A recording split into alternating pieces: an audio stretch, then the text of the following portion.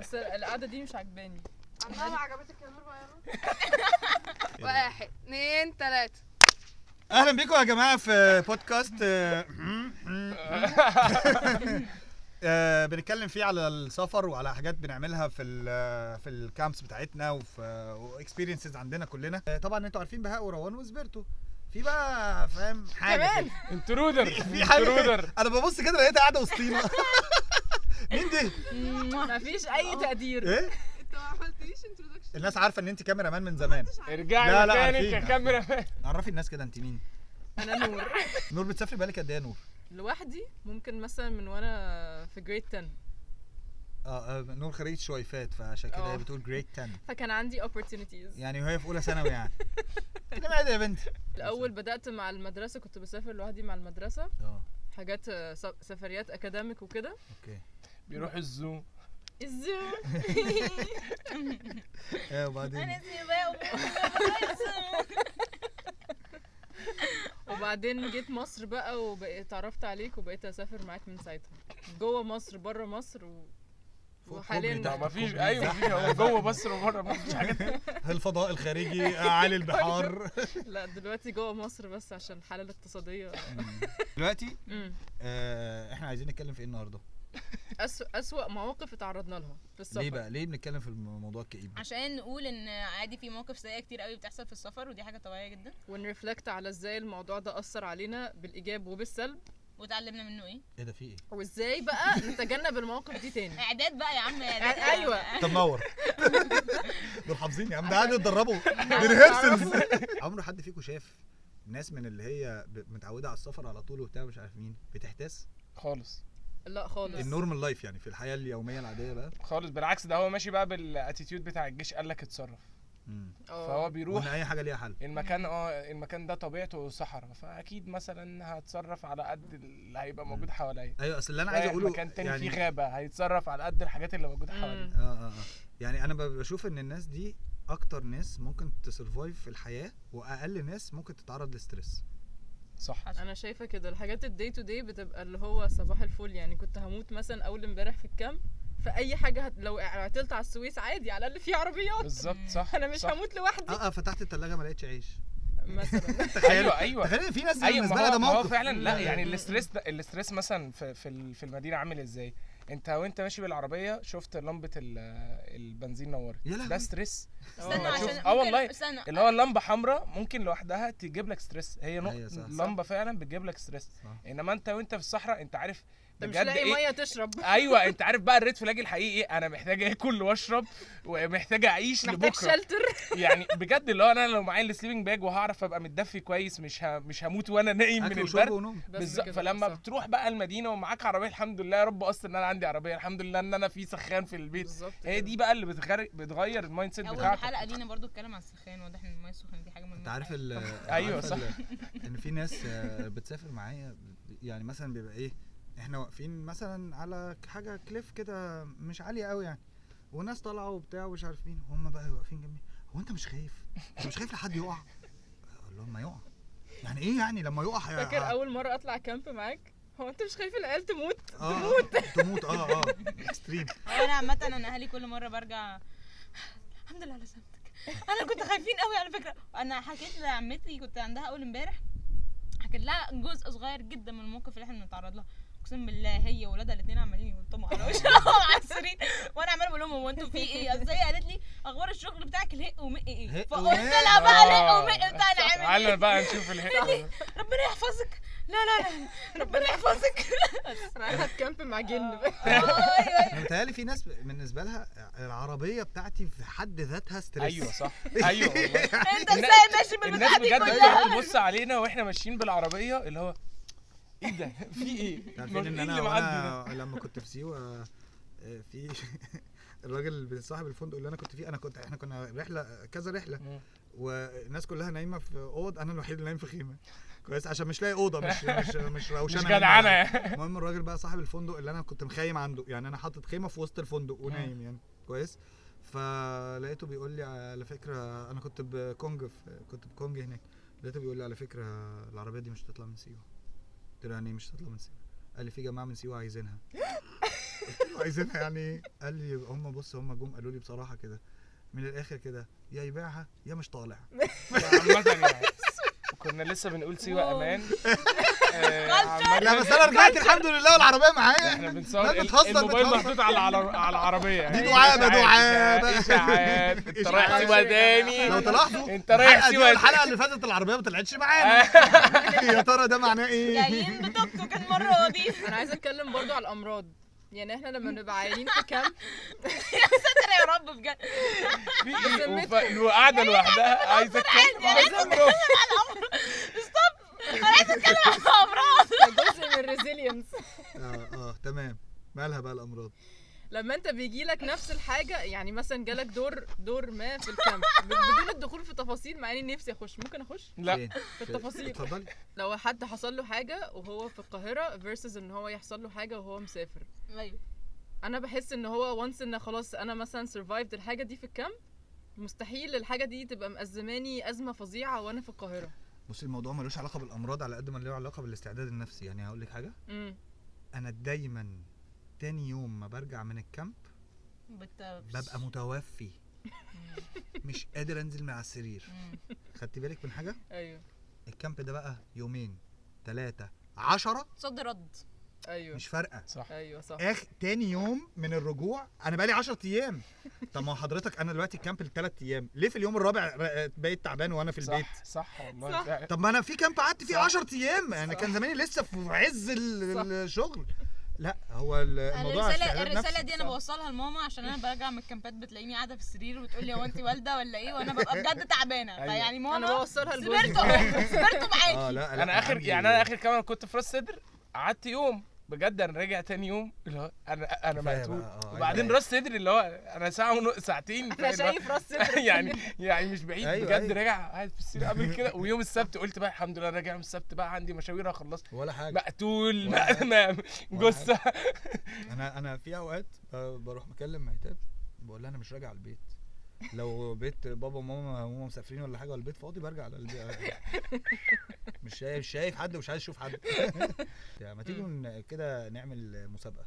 يلا. انا بحب المسابقات. انت قعدتك هنا دي قعده مسابقات. كل واحد كده يفكر ايه اصعب مواقف ممكن يكون هو اتعرض لها. كل واحد هيختار موقف. يعني مثلا بهاء اختار موقف، انت موقف. بعد كده هنبتدي نرتبهم بقى. كل واحد هيرتب من وجهه نظره هو. ماشي. بهاء عامه هو اللي هيخسر كده دي حاجه ايه؟ انفاليديتنج. لا اللي انت مريت بيه ده مش اسوء من اللي انا مريت بيه. انا عالي عليك. في حاجات لا يختلف عليها بشر، روح هتشوفوها دلوقتي. ها مين قال؟ نور. مره يا جماعه كنا في كرواتيا. عرفت؟ كملي طيب. ما هو احنا قعدنا 10 ايام في كرواتيا. عرفت ايه؟ مره كنا في كرواتيا. عرفت. وكانت اول مره انت متناقض جدا. كنت اول مره بقى ابقى كامب مانجر وكده في كامب بره مصر. انا دايما بطلع مشرفه عادي يعني شابرون. اسمها منت طبعا ده كامب مانجر ولا نيل، انا كنت عايز انام بس. هو كان الباشا كان مريح فانا كنت كامب مانجر لحد ما هو يصحى من فالمفروض البلان ان انا كنت اخد الكامبرز يعني اللي معانا، هناخد مركب هنطلع على جزيره معينه. الجزيره دي دافعين لها فلوس كتير قوي عشان في زي كيفز او كده لازم نروح نشوفها يعني. خطفوك ولا؟ وبعدين يا ريت فعلا. تمام. وبعدين في ديستنيشنز تانية هنروحها، بس اهم ديستنيشن هو بتاع الجزيره الغاليه دي. ماشي كمل. المهم واحنا رايحين بالمركب، مركب سبيد بوت عادي جدا. سبيد بوت. وانا لوحدي وسبيرتو مش موجود، وانا بقى المفروض المسؤوله وكده. فجأة لقيت واحد من الكامبرز بيقول هو اللي قال لي ولا بيقول انا انت لسه قايله ان انا ما كنتش موجود. هو ما كانش موجود فعلا. ايه ده؟ جاي بيقول الناس التانيين بيقولوا ده في واحد اتعور ومش عارفه ايه. قلت يا دي النيله يا رب تكون تعويره اللي هو كده يعني. ثانيه واحده، وجب التنويه ان الناس دي كانوا كلهم داخلين الجامعه. كانت سينيور تريب مش ناس صغيره خالص، وكلهم على بعض كانوا 12 واحد يعني. مش بالظبط كده. مش شله مش يعني اطفال مش اطفال اوكي. ومش كتير بالظبط كده. فالمفروض التشانسز تبقى اقل يعني في الحوادث. حلو. اتعور ومش عارفه. طب وريني يا ابني ايه اللي حصل. بيعمل كده بالظبط، بيعمل لي كده وانا شايفه خرم كلين هول من غير اي نقطه دم. انا شايفه خرم وشايفه التندنز بتاعته التندنز يعني ايه؟ العروق مش عروق، لا مش عروق. المفاصل. الاوتار. أيوة. شايفه الاوتار، شايفه التفاصيل بتاعتهم اكني بتعلم بيولوجي يعني. تمام.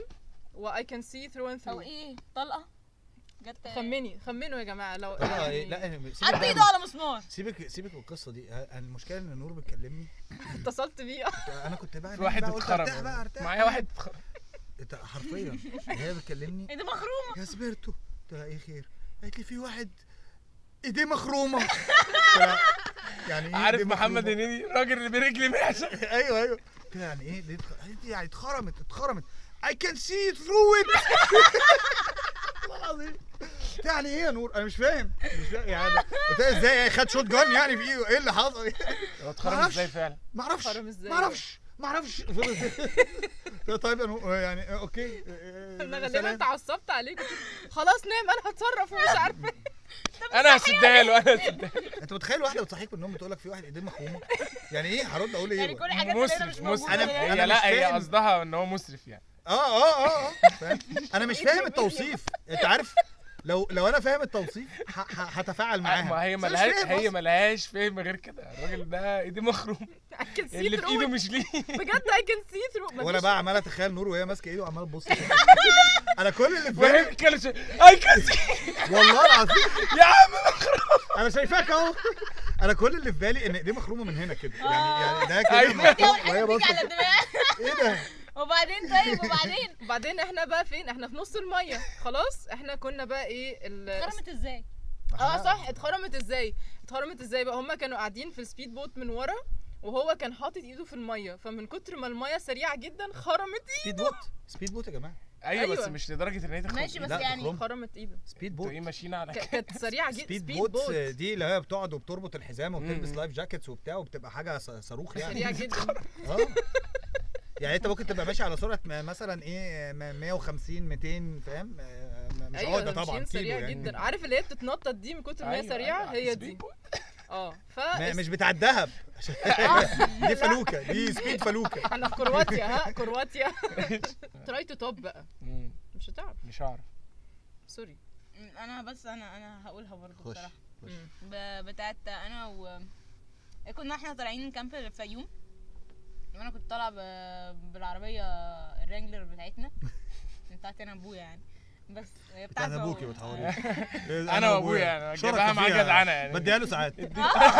بس ابن المفتاح بينزل يجيب بيها هو سجاير. ما بيطلعش بيها صحراء. المهم يعني ماشي. المهم ان ايه، انا وسبيرتو اخدنا العربيه بتاعتي عشان نروح نجيب عربيه تانية اللي هي كونج، اللي هو كان الناس عايزه تاخدها منه ماشي، عشان هي كانت عطلانه في وادي العفريت. المهم مش مشكله رحنا. لا ثانيه، في وادي ايه يعني؟ وادي العفريت. تمام. قلت لها عادي يا حاج كاجوال، الناس عارفين وادي العفريت. العفريت أنا بس كان كنت فيه بيهزر امبارح. معانا، كان بيعمل لنا جوك صغيره بس. هو فعلا كانت جوك، احنا رحنا لقيناها سليمه. الراجل سقها عادي ايه ده؟ وكان انا ما اعرفش التفصيله دي. العفريت طلع بقى رحنا لقيناها سليمه. طلع وادي العفريت بجد. ده برانك يعني ولا ايه؟ زهقانين. عفريت لا احنا دمه عملنا له خفيف، دوشه عفريت بس دمه عملنا له خفيف. دوشه. هو كل العربيات عامه اللي وقفت معانا كانت عشان اتضايق مننا، عشان مروان اللي قاعد يسقف ويعمل كده ويتنطط هو مروان السبب. في حته مقدسه عنده. المهم ايه بقى، المهم مش مشكله حوار العربيه، رحنا جبناها وبتاع. كان بقى في ازمه ان احنا سايبين الكامب سايت ماشي، وهم عشان احنا لما العربيات وقفت مننا استخدموا ميه كتير عشان كنا في الشمس، شربوا بقى منها، غسلوا وشهم منها، استحموا بيها، ميه معدنيه بتاعتنا عادي بتشرب. فكنا نروح نجيب ميه ونرجع للكامب سايت بتاعنا، ورحنا جبنا ميه. واحنا راجعين الكامب سايت بتاعنا الراجل المسؤول عن المحميه كان نزل تاني يعني ما كملش معانا الطريق، او هو كان عندهم في الكامب سايت، راح عندهم الكامب سايت ماشي. فالمهم ايه، فانا وسبيرتو خلاص بندور على الطريق ان احنا نرجع، فانا قلت له ويت احنا قلت له ويت قلت له استنى يا سبيرتو، احنا هنمشي على ايه التراكس اللي احنا هنحاول نمشي على التراكس اللي احنا كنا ماشيين عليها. الدنيا ضلمه، كحل مفيش عمود نور واحد، من الصحراء، انتوا في صحراء. عمود نور؟ استنى بس. عمود نور في الصحراء، منطقي، شيء منطقي ان انت تدور عليه. انا لو لقيته هخاف اصلا. يا لهوي ده العفريت بجد. تعالى في نور هنا، تعالى. ده اسمه بفانوس ده. بس فالمهم ايه، المهم ان احنا دخلنا الصحراء. انا عماله اقول لسبيرتو على فكره احنا محتاجين نخش يمين، يقول لي لا خش شمال، وعمالين نقول لا يمين لا شمال لا يمين لا شمال، نفضل ماشيين على كلام سبيرتو. ايه ده هو احنا فين؟ وبعدين نرجع ويقول لي خلاص خشي في الحته اللي انت كنت عايزه تخشيها، فخش فيها. هو احنا فين برضه؟ احنا مش شايفين حاجه، نور عربيه واطي موت ماشي، وبجد مش شايفين، والتراكس بقى كلها ده بتخش في بعضها لغايه انا ما بقتش شايف اي تراك، خلاص ما بقاش فيه. لا هو احنا عملنا اكس او على الارض. احنا من كتر ما احنا رايحين جايين احنا بقى مفيش غيرنا، مفيش تراكس خلاص. احمد حلمي في المركب بيخش يمين ده كلب البحر. بس المهم ايه، معانا بقى الميه والناس عماله بتكلم سبيرتو، بيوصلوا لنا مش عارفه ازاي في شبكه اصلا، بيردوا سبيرتو بيرد عليهم يلا عايزين ميه، استنوا يا جدعان بس احنا في حوار كبير بس دلوقتي احنا تايهين. بس المهم ايه، سبيرتو راح قايل لي ايه طب لفي وارجعي، قلت له حاضر، لفيت ورجعت انا مش عارفه انا فين، مفيش مطلع، خلاص احنا مش عارفين نطلع الدنيا يا جماعه، اقسم بالله مفيش حاجه بتنور غير القمر والله والنجوم بس اللي فوقينا، لغايه بقى ما شفنا. بتضحك عليا تحقلش يا شوح. لا ما تقلقش.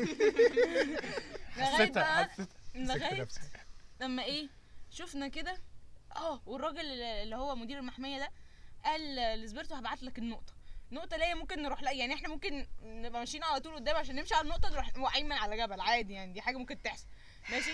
بعت لنا النقطه، الراجل ما بيردش، تليفونه مغلق، مفيش اي نوع من انواع الوصول ليه، الراجل خلاص بعديها والله العظيم الراجل هو العفريت. لا انا هروح ارعب الناس اللي هناك شويه قبل ما تخلصوا تلف لفتكم. حاجه رعب هبل يعني. بس فالمهم ايه، احنا واقفين هنا ماشي، فاحنا واقفين هنا، فانا بقى فتحت بقى ستوري وقعدت يا جماعه انا وسبيرتو جايين في الصحراء، وصيتي الراجل ده شعري عامل كده ليه؟ ايه ده انا وشي عامل كده ليه؟ بس عادي يعني we're not worrying خالص بربع جنيه. بس لقينا بقى نور جاي من هناك بعيد قوي ماشي على طول كده، فبقول لسبيرتو هو الراجل بيجري وراك يا جدعان تعالوا.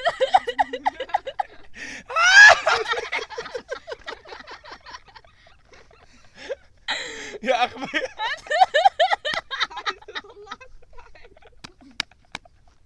قرب اجري بسرعه. المهم ايه بشاور كده بيقول هو ايه النور ده؟ فرحت قايله يا سبيرتو اكيد ده ايه ده الاسفلت، ودي عربيات بقى، يعني دي عربيات بتعدي من العربيات. ده النور اللي في اخر النهار. قال لي لا اللي على اليمين دي بحيره، ايوه كانت بحيره اللي في البتاع ده جيت سكي. بحيره قارون. انا مش يعني هنوسه بقى كده. وبعدين سكت كده راح قايل لي روحي له. يعني انت متاكد؟ انت يا جدع انت عارف انت بتقول ايه دلوقتي؟ بس خدنا العربيه وفضلنا ماشيين وراه بقى اللي بنحاول نوصله، وايه عربيه بتجري بس لغايه بقى ما وصلنا وبتاع، وبنبص لقينا عربيه كريم حسن الحمراء بتاعت السود البتاعه دي، لقيناها بس لقيناه بقى الراجل بتاع مدير المحميه جه ينقذنا ماشي بعربيه كريم الصغيره. مش مهم بقى عربيه مين، مفيش داعي دخول في الاعراض اي عشان هو واحجام يعني انا مش عارفه اقول لكم، بس انا عايزه اقول لكم احرق لكم حاجه، العربيه دي ولعت. ايوه العربيه اللي جايه تنقذنا ولعت. ده تبع اللي فيها العفريت والله انت مش العفريت غوص. كوت فاير. الكوت فاير ولعت طفيناها بالحريق استنى انت طفيت الحريق فعلا من الاول بقى، احنا ماشيين خلاص والراجل تعالوا ورايا حاضر، عربيه صغيره كده بتجري في الصحراء ما تفهمش ازاي ماشي. المهم ايه الراجل نمشي وراه يروح واقف، ننزل فيه ايه يا جماعه النور مش عايز يقفل، طب نعمل ايه؟ طب خلاص نركبنا نمشي بعديها شويه، انا شامم ريحه شياط. بس مش مشكله يخش ويركب بيعمل لهم بيلد اب اللي هو عشان ما تخضوش يعني، ركب ووقف 3-4 مرات. وبعدين اخر مره نزل يجري. احنا في الاول ما كناش يعني ما كناش بنسيبه كده، كنا بننزل معاه تاني وتالت مره خلاص بقى عرفتنا لغايه ما بينزل من حريقه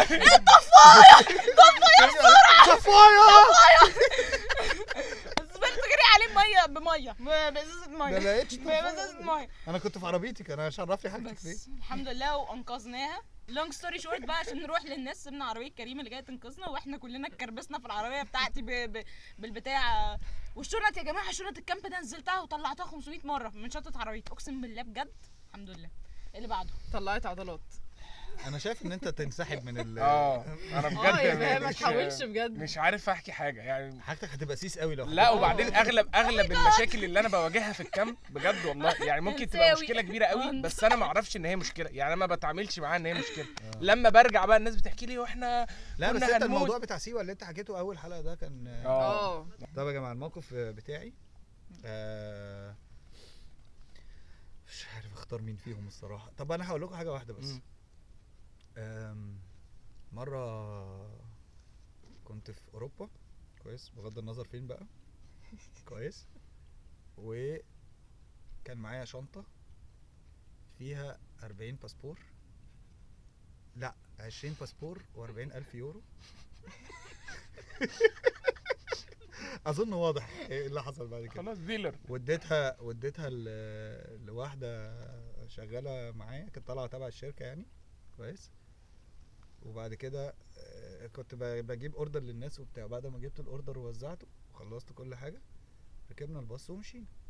بس بعديها ب7 ساعات بقول لها عايز الشنطه عشان اجيب فلوس. قالت لي شنطه ايه؟ يا نهار اسود ومنيل. ثانيه واحده بس فور ريفرنس، ده مش انا. لا شائعات هتطلع عليا. حد مش مننا خالص. حد مش مننا خالص. هو لازم يبقى مش مننا بقى. لا هو ما كانش تبعي اصلا، تبع الرحله يعني حد تبعهم هم. قالت لي شنطه ايه؟ قلت لها الشنطه اللي انا اديتها لك اللي فيها كذا كذا كذا. قالت لي ما هو وانت بتوزع الاوردر بتاع الاكل انا حطيتها جنبك. ايه ده؟ هو انت ما خدتش بالك؟ ازاي ما خدتش بالك من شنطه فيها 40,000 يورو؟ الشنطه دي انا كنت سايبها في النمسا. اكتشفت ان هي مش معانا في سلوفاكيا. يا نهار اسود. بلد مختلفه عبر البلاد. بس بتهيألي ما فيش داعي ان انا اكمل يعني. والله دي اصعب من الترحيله بتاعتنا. طب عرفت اتصرفت؟ انا لسه قدامك اهو. اللي انا كده كان زمان انتربول قبض عليا. حبس. اتصرفت بس انا مش هقول انا عملت ايه، بس كمواقف. لا عملت ايه؟ لا بعدين. لا يعني ايه؟ لا هنعرف احنا في العربيه. لا لا انا ممكن بحكيها بقى في حلقه تانية بالحل بتاعها. تمام يا كاميرا مان.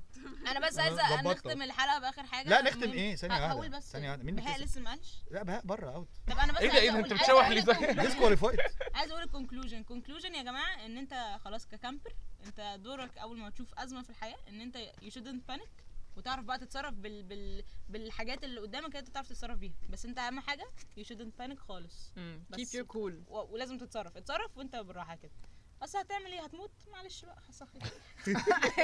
ايه يعني اصحى موت وانت مبسوط. انت كامبر انت ما تبوظش على نفسك الاكسبيرينس. طب ثانيه رتب كده المواقف من وجهه نظرك.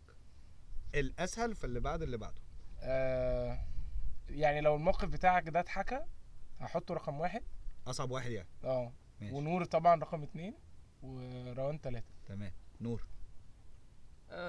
نفسه بالظبط 1 2 3. اصل 40,000 يورو يعني بعيدا عن الموقف بقى. على فكره انت عارف الاصعب من 40,000 يورو ال 20 باسبور. ايوه طبعا انت مش هتخرج. هعمل ايه؟ خلاص هعمل ايه؟ مش مصدقه. خارجين عن القانون. هو لا خارجين عن القانون ده موقف تاني بس هنحكيه بعدين يعني. اوكي. 1 2 3 برضه نفس الترتيب. 1 2 3. ايه ده واحد ايده اتخرمت. طب كده يبقى انا اللي كسبان. ماشي. ليلى ايه؟ انت نور روان. انا نور روان. كده انا الاول والنور الثاني وروان الثالث. كده يا جماعه الحلقه الجايه ان شاء الله النور اللي هتطلع معانا روان مش هتطلع عشان وطلعت الاخير. طب بالنسبه لبهاك ديسكواليفايد اصلا. تلاقيش بتستعجليش. بالظبط بقول لك ديسكواليفايد. افهمي بقى. طب يا جماعه يعني الحلقه كانت طويله بس حاجه كويسه عشان احنا بنحب عشان الكاميرا مان يشتغل شويه. احنا بنحب نروج عن السفر. لا احنا بنحب نشير الاكسبيرينس بتاعتنا مع الناس بتاعتنا. بنحب نروح عن نفسنا. نروج عن نفسنا. وانا كل مره لازم اقفل الحلقه بخناقه. انا مش قفلت المايك عليكم المره اللي فاتت. باي يلا. طيب ايه ده؟ ايه اللي حصل؟ ايه في حاجه عماله بتشخل من بعيد اصلا. في جبل بيقع. دي الحقيقه متجرد. ده تقريبا موقف هيحصل دلوقتي. يا لهوي حاجه بتقول فوق.